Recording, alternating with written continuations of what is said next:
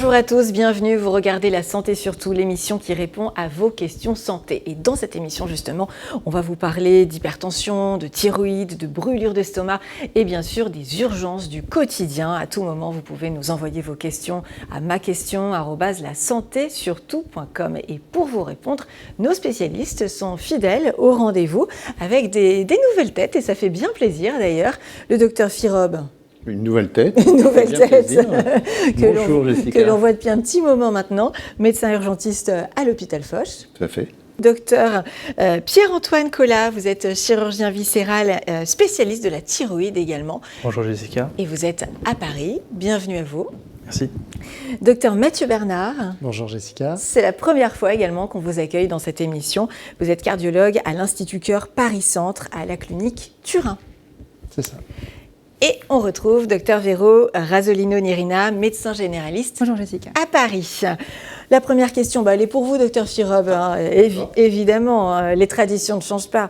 C'est Daniel, 58 ans, d'Amiens, qui vous envoie un petit message. Elle vous dit « Je suis venue aux urgences pour une douleur dans la poitrine. On m'a fait des prises de sang toutes les 3 heures avant de me dire que ce n'était pas un infarctus. Pourquoi plusieurs analyses et pas juste une ?» Pourquoi c'est à moi la question alors que j'ai un charmant cardiologue à ma gauche. Mais ça concerne les urgences. Mais ceci étant, docteur Bénard peut répondre. Quand on a une douleur thoracique et avec un électrocardiogramme normal et qu'on arrive très tôt aux urgences, que la douleur thoracique est suffisamment typique, on fait un dosage sanguin, un premier dosage sanguin qui est donc la troponine, qui peut être normal dans les premières heures et qui peut se modifier au bout de 2 ou 3 heures. Et si ça se modifie au bout de 2 ou 3 heures un tout petit peu, on en fait un troisième. Et pour se donner un ordre d'idée de la souffrance du cœur, s'il y a une souffrance du cœur. Et si ça continue de monter, je fais appel à un ami, et dans ces cas-là, c'est lui qui prend le relais. Et dans ces cas-là, qu'est-ce qui se passe alors justement ? Dans ces cas-là, si on a vraiment ce qu'on appelle une phase aiguë d'infarctus, c'est-à-dire qu'une des artères du cœur est bouchée, à ce moment-là, c'est une urgence vitale, et donc c'est un transfert dans une salle de coronarographie. On va réaliser cet examen en ponctionnant en général l'artère du poignet. On monte un petit tuyau dans les artères du cœur jusqu'à celle qui est bouchée pour venir la déboucher, la réouvrir. Parfait, on va parler de... Mais si c'est normal, sur plusieurs dosages d'affilée, la dame va pouvoir rentrer chez elle totalement rassurée quant à la possibilité d'un infarctus. Très bien. On reparlera de cardiologie tout au long de cette émission. Une question pour le docteur Vero Rasolo-Nirina, médecin généraliste. Romain, 38 ans, de Béziers. J'ai des brûlures d'estomac, surtout la nuit. Est-ce forcément un reflux ? Alors le reflux, on explique un petit peu brièvement ce que c'est. Un reflux, c'est de l'acidité qui est dans l'estomac qui remonte le long de l'œsophage vers la bouche et qui provoque des brûlures. Donc, est-ce que c'est forcément un reflux ? Pas nécessairement, parce que quand on a des brûlures d'estomac, ça peut être aussi du fait d'un repas un peu trop épicé, par exemple. Ça peut être aussi confondu pour d'autres types de causes qui ne peuvent pas forcément être digestives, mais d'autres types comme cardiaques, comme aussi pancréatiques. Donc voilà, c'est la plupart du temps, effectivement, après ingestion d'un aliment un petit peu épicé ou un peu lourd, on peut avoir des reflux. Ces remontées acides caractérisent ce reflux. Et donc, si ça persiste, justement, là, il ne faut pas hésiter à consulter. Donc, si ça persiste, effectivement, il ne faut pas hésiter à consulter parce que ça ne va pas partir tout seul. Et pourquoi le reflux, c'est souvent pire quand on est allongé ou la nuit ? Parce que justement, le patient ou la personne est allongé et donc l'acidité remonte un peu par gravité. Vous voyez, quand on est allongé, il y a un petit trou, un petit passage entre l'œsophage et l'estomac. Et donc l'acidité va remonter tranquillement le long de l'œsophage, qui va créer des brûlures le long de tout le thorax. Et parfois, ça va même arriver jusqu'aux bronches, créant ainsi une sorte d'asthme. Et à partir de quand il faut se dire, là, il faut vraiment que je fasse une fibroscopie ? Quand on a des symptômes qui persistent malgré un traitement médical bien conduit. D'accord. Voilà. Donc, surtout, pour avoir un petit ordre d'idée, c'est quoi, 15 jours, 3 semaines Oui, voilà, généralement, on prescrit sur 15 jours, 3 semaines, voire un mois. On appelle ça un traitement d'épreuve. Et au-delà de ce traitement d'épreuve, si on a des symptômes qui persistent, à ce moment-là, mieux vaut faire une fibroscopie. Docteur Mathieu Bernard, cardiologue, vous avez une question d'Arnold, 52 ans, d'Amiens.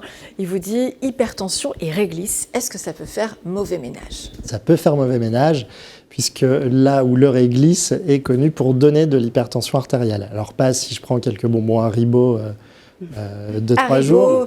Ou 2 autres marques. Ou Créma. Docteur Firub, vous mangez des bonbons toute la journée. Donnez-nous des marques.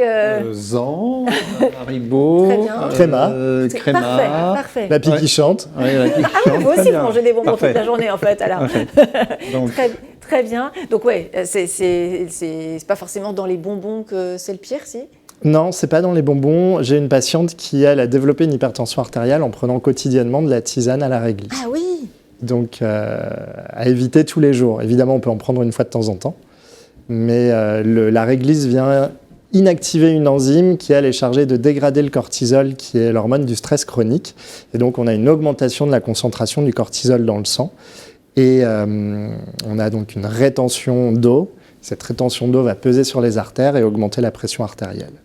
Et il y a des boissons anisées aussi. Alors, ce n'est pas l'anis, c'est vraiment la réglisse qui est contenue dans ces boissons, qui est apportée pour donner plus de goût, qui concourt donc à faire monter la tension. Donc D'accord. oui, je peux en consommer de temps à autre, mais si j'en consomme quotidiennement, ça peut avoir un impact. et ça fait partie de l'interrogatoire habituel de demander aux patients s'ils consomment de la réglisse régulièrement. Oui. Ah oui. En tout cas, ça fait partie du mien, comme la Ouais. cocaïne, les amphétamines. Je n'ai pas de nom de marque à vous donner. Non, mais ça, il n'y a pas besoin. Et puis d'autres médicaments. On est dans ce qu'on appelle l'hypertension artérielle iatrogène ou toxique. Et donc, on doit rechercher des médicaments qui peuvent donner de la tension, comme des médicaments antiparkinsoniens, immunosuppresseurs, anti-inflammatoires. Tout ça sont des médicaments qui sont pourvoyeurs d'hypertension artérielle, les traitements hormonaux aussi chez la femme. Et bien évidemment, les consommations de réglisse, donc cocaïne, amphétamine. Et en revanche, on a des choses qui améliorent la tension artérielle. Ah, ça nous intéresse. Vitamine C, vitamine D, extrait de feuilles d'olivier, chocolat, mais le chocolat noir. Tisane de fleurs d'hibiscus Ah oui, il faut y penser. quand et même. l'ail noir. L'ail noir. L'ail noir et le coenzyme Q10 aussi. Donc vous avez dans les herboristeries des préparations à base de coenzyme Q10 et d'ail noir Incroyable. qui agissent sur la pression artérielle. Ouais, je fais Tous ça, ceux je qui, prescris ça à chaque fois. La vitamine D, je la prescris tout le temps, donc tant mieux. Surtout qu'à Paris, tout le monde est carencé en vitamine D par Ouais. le manque de soleil, donc Même c'est sur la important. Côte d'Azur. Sur la Côte d'Azur, c'est pareil. On est tous carencés en vitamine D, En alors. France, du tout coup. le monde est carencé quasiment. Restez avec nous, docteur Pierre-Antoine Collat, mais en même temps, vous n'avez pas l'intention de partir, donc ça tombe bien. On a une question de Sylvie, 52 ans de Bordeaux. Elle dit « On vient de me découvrir un nodule à la thyroïde, un nodule de 3 cm. Mon médecin parle d'opération, mais je me demande si c'est vraiment obligatoire. Est-ce que tous les nodules doivent vraiment être retirés ?» Alors là où elle peut être rassurée, c'est que déjà, c'est une pathologie qui est très fréquente. C'est-à-dire qu'il y a 50% de la population générale qui est porteuse de nodules sans forcément le savoir, parce qu'ils sont majoritairement asymptomatiques. Après, les principales indications, ça réside essentiellement quand il y a une suspicion de malignité, ou après un nodule qui va être hyperfonctionnel, donc qui va donner de l'hyperthyroïdie par exemple. Et enfin, un nodule peut être problématique par sa taille, il peut devenir gênant, une gêne cervicale, et auquel cas ça se discute. Dans tous les cas, ça se discute vraiment au cas par cas, et après évaluation. Et là, pour 3 cm, c'est quoi par rapport pour vous? C'est gros, c'est petit, c'est 3 cm? C'est assez classique, ça commence à être un petit peu gros, on va dire passer 2 cm, ça commence à être un petit peu plus gros. C'est un nodule en tout cas qui nécessite certainement au minimum une évaluation, mais si elle n'a pas de symptômes et si elle n'est pas gênée, on n'est pas du tout obligé d'y toucher. Ça fait plaisir à entendre, parce que ce n'est pas tous les chirurgiens qui disent « il n'y a pas forcément besoin d'opérer ». Généralement, vous êtes quand même réputés, vous les chirurgiens, pour avoir envie d'opérer quand même. On sélectionne les patients, il faut opérer. Ça, c'est bien, ça fait plaisir. Non, rassurez-vous, n'évacuez pas le plateau. Docteur Firub, là, je vous sens sur... Là, vous êtes prêt à partir, là. C'est mon boulot, là. Tiens, une Ah, il y a une urgence, ça y est, vous y allez, Je vous. fonce, moi. Non, ce n'est pas l'alerte incendie de nos studios, c'est tout simplement Sans la blouse. Sans la blouse, c'est l'occasion pour nous de savoir comment ça se passe pour nos spécialistes dès qu'ils retirent leur blouse. Est-ce que vous avez tous une blouse déjà, une blouse blanche plutôt, ou est-ce que vous faites dans l'originalité? Moi, j'ai un pyjama Vous avez un pyjama blanc. Est-ce que le fait d'être en civil, c'est être original, justement? Ah, c'est vrai que c'est plus rare de Oui. voir un médecin qui est en civil. Ah ouais, non, Ça diminue l'effet blouse blanche, je pense justement. effectivement que peut-être qu'il y a peut-être un petit peu moins de tension blouse blanche l'hypertension blouse blanche au cabinet du C'est vrai. pédiatre civil. Bon, vous êtes en pyjama aussi. Ouais, je consulte sinon. Mais c'est vrai qu'en consultation, moi j'ai beaucoup de collègues qui en mettent. Moi j'ai tendance à pas la mettre, mais c'est plus par habitude. Après, quand il y a des petits gestes à faire, si on veut pas attacher la belle chemise, il vaut mieux avoir pratique. une petite blouse quand même. C'est pratique. Hein. Moi, j'en ai une, et il y a une étude qui a montré que ça améliorait l'observance des patients. Donc, la faculté pour les patients de suivre les prescriptions du Ah, médecin. c'est rigolo. Oui, ça donne une petite impression un peu d'autorité. C'est le docteur Exactement. qui me l'a dit. Quoi. Peut-être le port des lunettes peut-être. C'est un uniforme. Ouais, mais je suis obligé, là, parce que là, sinon... Bon, c'était pas la La question casse. de sans la blouse, Ah, hein. d'accord. C'était pas prévu à la base. La vraie question, c'est, sans vouloir être trop indiscrète, hein, et vous n'êtes pas obligé de rentrer dans les détails, et vous n'êtes pas obligé de répondre, hein, est-ce que vous avez déjà eu une maladie de votre spécialité et vous, docteur Sirob, est-ce que vous avez déjà eu une urgence, une vraie urgence? Est-ce que vous avez été amené aux urgences dans votre service ou un autre, en tout cas? Oui. Vraiment? Oui. Et alors, ça va fait être quoi? tout. Ça fait bizarre? Vous ne saurez pas pourquoi. Ça fait bizarre d'arriver aux urgences Ça fait bizarre, quand on est urgentiste. mais c'est biaisé parce que moi je vais dans mon service, tout le monde me connaît, donc c'est forcément... Ah ouais, donc vous attendez pas 6 heures en fait aux urgences. Personne n'attend 6 heures, donc je ne vais pas vous laisser dire ça. Mais je rentre par la porte de pas tout le monde, je vais directement dans un box, je me fais soigner directement. Je dis j'ai ça, et puis voilà, et puis il s'occupe de moi. Ah ouais, vous donnez le diagnostic avant même qu'on vous Non, ausculte, je donne en les fait. signes avant de donner quoi que ce soit. Voilà. Docteur Bernard, Pas encore. rien à déclarer niveau cardiologie? Non. J'ai fait quelques examens, mais pas dans un contexte d'urgence. Ah, très bien. Une petite consultation de cardiologie quand même, préventive Un petit Doppler, éventuellement. Un Oui. petit Doppler, un petit coroscanner. D'accord. Ah. Mais moi, je trouve que c'est intéressant entre guillemets, de tester en fait des examens que vous allez prescrire à vos patients, parce que quand ils s'inquiètent, ils vous posent des questions, au moins vous pouvez vraiment leur expliquer. C'est vrai. C'est utile. Oui, mais c'est facile quand on est une spécialité, mais moi qui suis totalement transversal, il faut que je teste tout. Donc, Ouais. Non. Bon, vous La forcément, rhinopharyngite, est-ce que c'est une maladie? ça peut faire partie de votre spécialité. En même temps, vous avez un très large éventail de possibilités, donc Exactement. forcément. Et vous, rien à déclarer? Pas dans ma spécialité directement. En revanche, je sais que c'est particulier. J'ai tendance à dire vraiment que si on me demande que je suis médecin, parce que je sais d'expérience personnelle que quand on traite un médecin, Ah oui, on a tendance à traiter différemment. Ouais, c'est Et vrai. comme on fait bien ce qu'on fait souvent, comme on veut faire différemment, souvent on fait moins bien, pensant faire mieux. Et donc c'est souvent une erreur. Donc je le dis que si on me demande. C'est vrai qu'il y a souvent des complications chez les médecins. ah Non, bon? mais c'est surtout quand ils vont pas jusqu'au bout, en fait. Aussi. En fait, ils expliquent pas tout. Ils donnent pas les ordonnances parce que on se débrouille. Moi, je fais mes ordonnances moi-même. Donc la dernière fois, j'ai pas eu d'ordonnance, mais je dois me faire une ordonnance.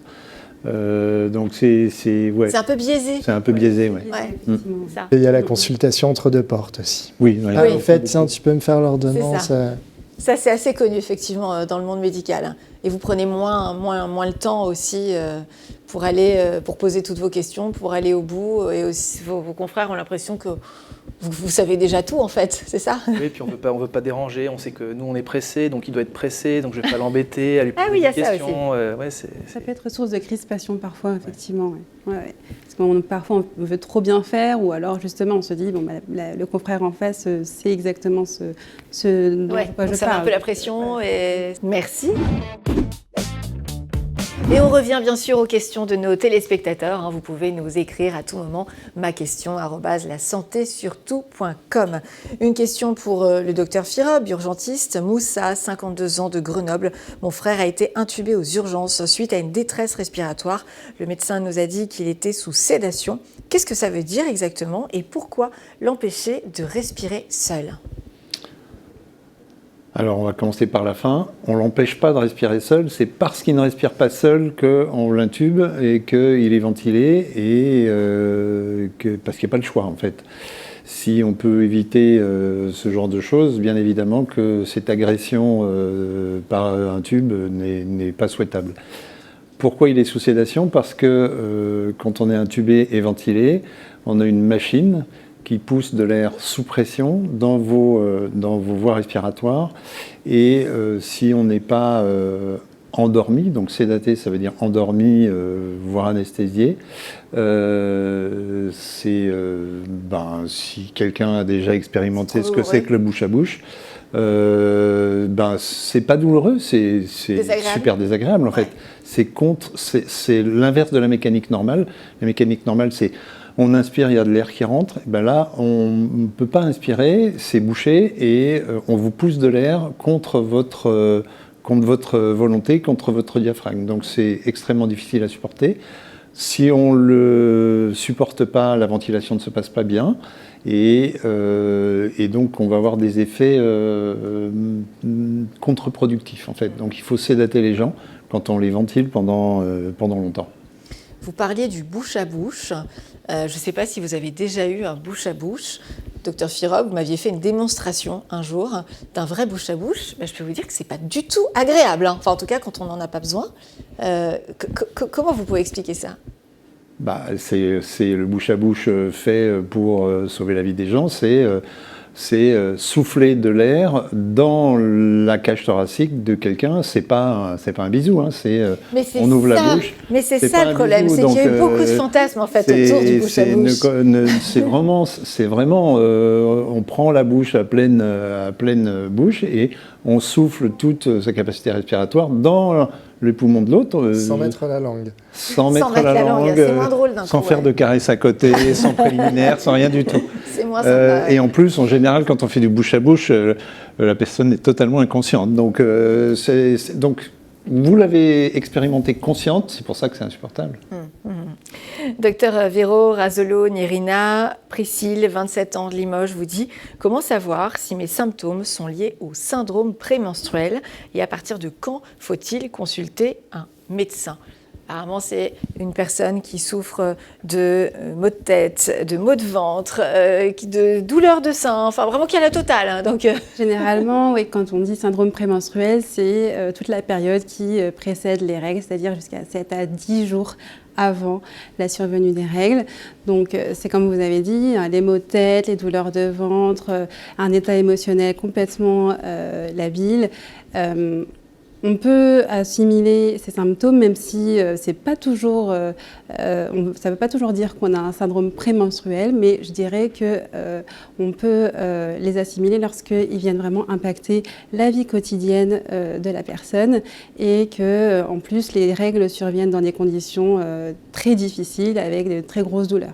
D'ailleurs, pour rebondir, quand est-ce qu'il faut consulter lorsque, justement, ces douleurs pelviennes, ces douleurs au niveau du ventre, mais pas uniquement au niveau du ventre, mais au niveau du dos surviennent et viennent aussi empêcher toute vie sociale, dans toute vie sportive, se déplacer. Il y a même des personnes qui ne peuvent plus travailler pendant la période des règles, qui est de un jour à une semaine.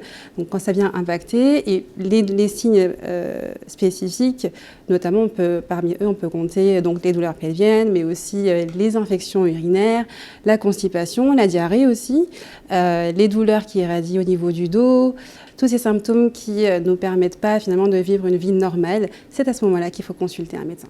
Elisa, 45 ans de Metz, on entend de plus en plus dire que le sel est un ennemi.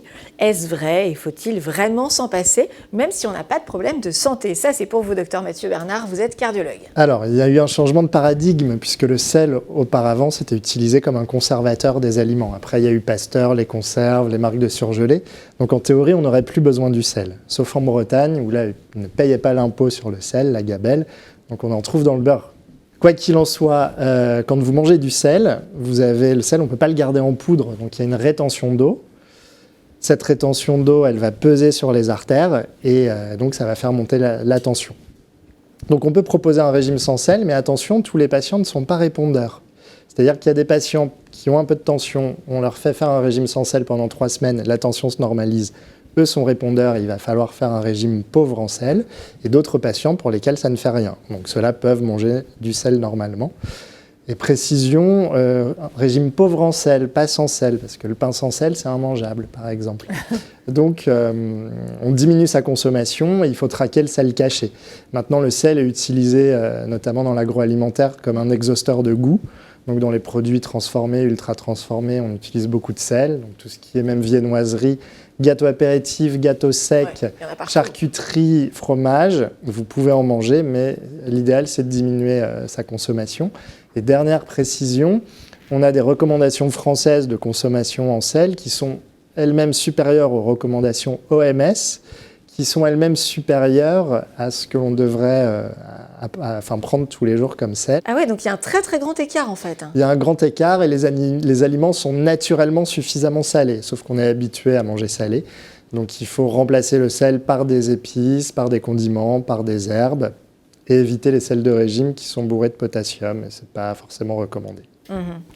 Marc, 38 ans, de Lille, je dois subir une thyroïdectomie totale la semaine prochaine et je m'inquiète pour la cicatrice dans le cou. Est-ce qu'elle va rester très visible, docteur Pierre-Antoine Collat? Alors c'est une inquiétude hyper fréquente de la part des patients. La cicatrice, pour rappel, donc c'est une cicatrice qui est courbe, un petit peu arciforme dans le bas du cou. Quand on fait une cervicotomie classique, on passe toujours par cet abord-là, c'est le point d'accès le plus fréquent. Il faut savoir que globalement, 80 à 90% des cicatrices sur le long terme finissent par être discrètes, voire s'effacer. Il y a des gens, il faut vraiment savoir qu'ils ont été opérés pour l'avoir. Le chirurgien en général, surtout avec l'expérience, fait cette incision dans un pli naturel du cou, ou alors si c'est un patient qui n'a pas de pli parce qu'il est très jeune, en fait on essaie de deviner là où il en fera plus tard. On a des petites techniques au bloc avant de commencer, et après s'il suit bien ces consignes post-opératoires, on arrive à avoir un bon résultat en général. Est-ce qu'il y a de nouvelles techniques opératoires justement qui permettent d'éviter vraiment les cicatrices? Alors, il y a des techniques alternatives, on va dire, ce ne sont pas des techniques sans cicatrices, même si certains le disent, ce sont des techniques sans cicatrices visibles. En fait, il y a différentes techniques, en particulier, c'est surtout le mode d'extraction de la pièce opératoire qui va changer. Donc on peut faire des accès qui vont être derrière l'oreille, rétro-auriculaire, dans les selles, et en fait après on va créer une sorte de, si vous voulez, de tunnel pour accéder à la thyroïde. Il y a même maintenant des techniques transorales où en fait on fait une incision juste en avant des dents, en bas. Effectivement, oui, niveau cicatrice, ça règle le problème, quoi. Ça règle le problème. Ouais. Mais il y a toujours une cicatrice. Ouais. Le passage sous les selles, ça me paraît loin quand même du site quand même. J'ai pas très envie, moi, qu'on passe loin, sous les selles sans toucher. Ça peut impliquer aussi de la chirurgie robot-assistée. Souvent, la chirurgie robot-assistée passe par voie axillaire. Mais ça reste... Il y a peu de gens formés, c'est souvent assez coûteux et les indications sont plus restreintes. On ne peut pas opérer toutes les thyroïdes comme ça. Bien sûr. Aurélie, 43 ans, de Clermont-Ferrand. Je vais couper la parole à Aurélie, juste deux petites secondes. Oui, docteur Chirob. La modification de la voix, c'est fréquent?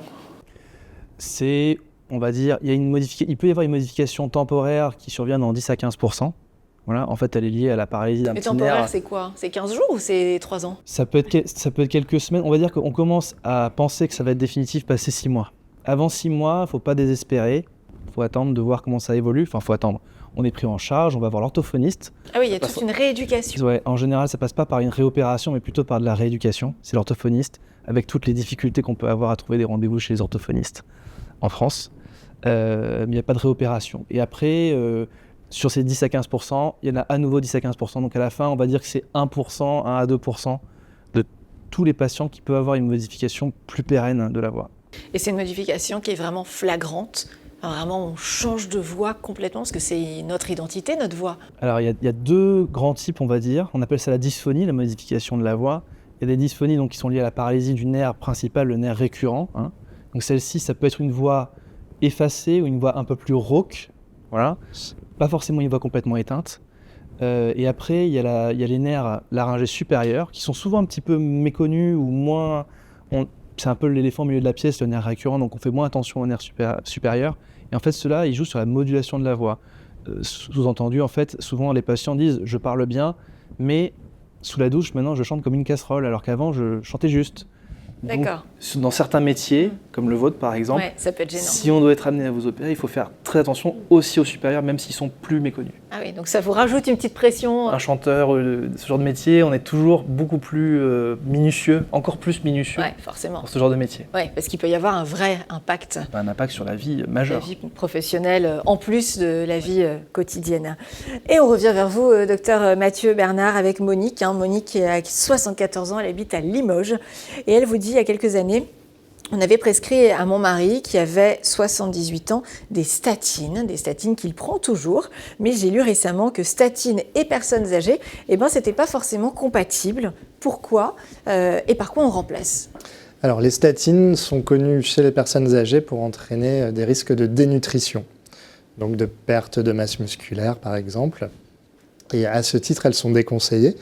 Les recommandations des sociétés savantes déconseillent d'ailleurs de doser le cholestérol au-delà de 80 ans.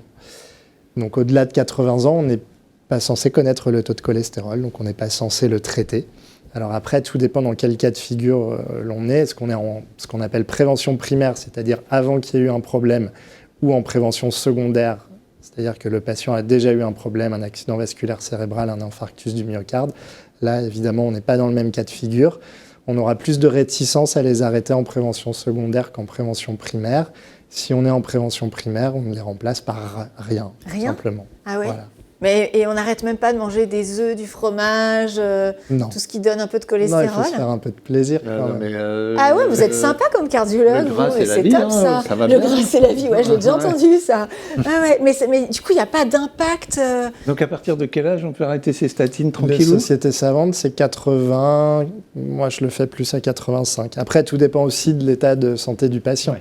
Si vous avez un patient qui est très diminué, grabataire, qui a plein d'effets indésirables du traitement, vous avez tendance à avoir l'arrêter. Si c'est un patient qui est encore jeune, fringant, vous voulez le préserver le plus longtemps possible dans cet état-là. Donc, on va peut-être les prescrire un peu plus longtemps. Parfait. Il n'y aura pas d'impact particulier si on les arrête, quoi. Ça va pas gêner. Il peut y en avoir, mais plus on est âgé, plus le métabolisme est ralenti, plus l'évolution des maladies est ralentie aussi. Après, ça ne dispense pas de surveiller, bien évidemment. Puisqu'on dose plus le cholestérol. Non, mais on va surveiller par d'autres examens. On va vérifier si les plaques d'athérome augmentent au niveau des artères du cou, au niveau des artères du cœur. On surveille quand même. Ça ne dispense pas de la surveillance. Une dernière question pour le docteur Pierre-Antoine Collat. Françoise, 61 ans de Brest. Je dois être opérée de la thyroïde. Je retarde l'échéance car j'ai peur de prendre des kilos après l'intervention. Est-ce qu'on prend systématiquement du poids quand on se fait opérer de la thyroïde? Alors ça, avec la cicatrice et le cancer, c'est la troisième, c'est le top 3. Voilà, on l'aura fait. Donc on ne prend pas forcément du poids. Après, c'est vrai que quand alors on va parler essentiellement de la thyroïdectomie totale. Quand on n'a plus du tout de thyroïde, en fait, et qu'on a des hormones de substitution, on a une diminution de 10 à 15% du métabolisme global, en fait. Et effectivement, si votre traitement a un peu de mal à s'ajuster, parfois on a besoin de faire un petit peu de retouche sur les mois qui suivent, on peut avoir une augmentation du poids qui, en règle générale, est quand même modérée, voire inexistante. Ce qui pose problème, c'est qu'il y a certaines personnes qui prennent pas mal de poids, mais parce que souvent il y a un problème de substitution derrière. C'est le traitement qui va faire grossir, c'est ça que vous dites? Non, en fait, c'est l'inverse. Le traitement, quand il est ajusté, va simuler la présence d'une thyroïde, en fait. Ah oui, d'accord. Vous allez prendre exactement autant d'hormones qu'en aurait produit votre thyroïde native, et à ce titre, vous prenez pas plus de poids.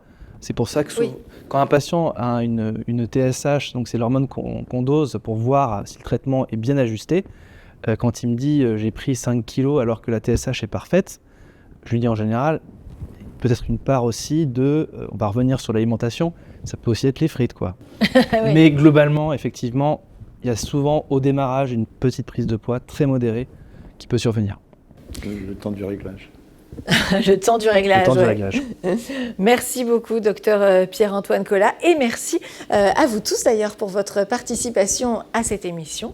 Merci à vous pour vos questions. On continue bien sûr à maquestion@lasantésurtout.com. À bientôt, bonne soirée et n'oubliez pas, la santé surtout.